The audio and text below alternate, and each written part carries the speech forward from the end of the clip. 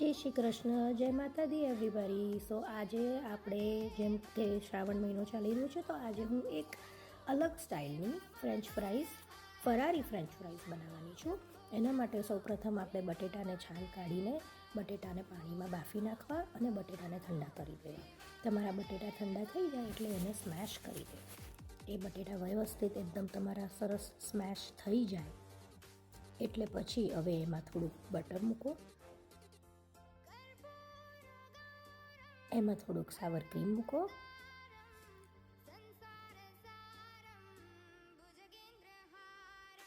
અને હવે એમાં થોડું આમચૂર પાવડર,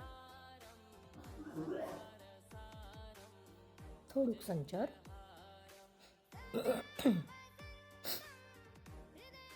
અને થોડું જીરું પાવડર. આ છે ને શેકેલું જીરું પીસીને હું ફ્રીજમાં ભરીને મૂકું છું. એમાં મેં લીધા છે 2 તાજા લીલા મરચાં, એને જરા ઝીણા ઝીણા ચોપ કરી દીધા છે. લીલા મરચાં તમને જેટલું તીખું ભાવતું હોય સ્વાદ અનુસાર લેવાના. મને તીખું થોડું વધારે ભાવે છે. પછી થોડી કોથમીર લીધી છે, એને પણ ઝીણી ઝીણી મેં સમારી લીધી છે અને આ હવે બટેટાના મિશ્રણમાં નાખી દીધું. હવે આની અંદર થોડા કાળા મરી મૂક્યા છે અને સિંધવ મીઠું,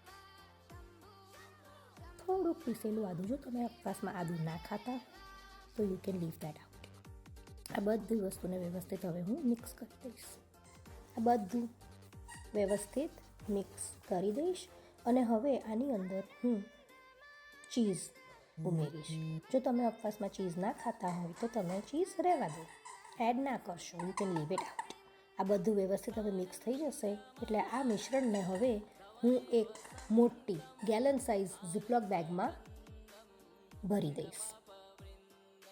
આને ઝીપલોકમાં ભર્યા પછી વ્યવસ્થિત એની બધી એર કાઢીને અને મસ્ત એકદમ ફ્લેટ કરીને એનું એક લેયર બનાવી દઈશ. Thick layer,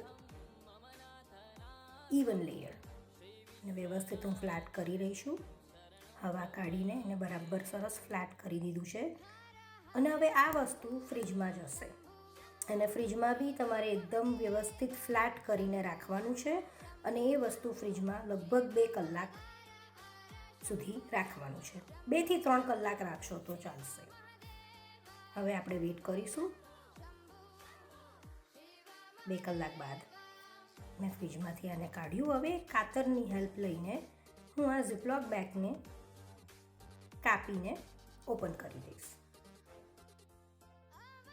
as you can see આ ઝીપલોક બેગ મેં આખી ઓપન કરી દીધી છે કાપીને. હવે હું નાઈફ લઈને એના વ્યવસ્થિત સ્ટ્રીપ્સ બનાવીશ. તમારે જે નાની મોટી સાઇઝ જોતી હોય એ સાઇઝ પ્રમાણે સ્ટ્રીપ્સ કાપી લેવાની.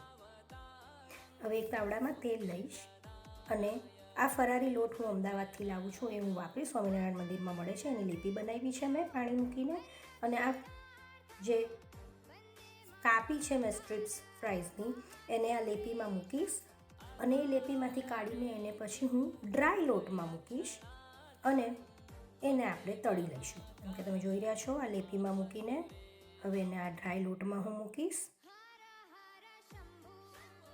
It is very well delicate, so you have to work with it very carefully. અને હવે આ હું ફ્રાય કરી દઈશ. આ બધી જ મારી ફ્રેન્ચ ફ્રાઈઝ ફ્રાય થઈ જશે. ત્યારબાદ સિઝનિંગ માટે ઉપરથી હું કંદનો મસાલો મૂકીશ, જે હું શ્રીનાથજીથી લાવું છું, જે મસ્ત એક ટેસ્ટ આપે છે. અને your French fries are ready. ગરમ ગરમ એને ખાઈ લો હવે. Hope you enjoy.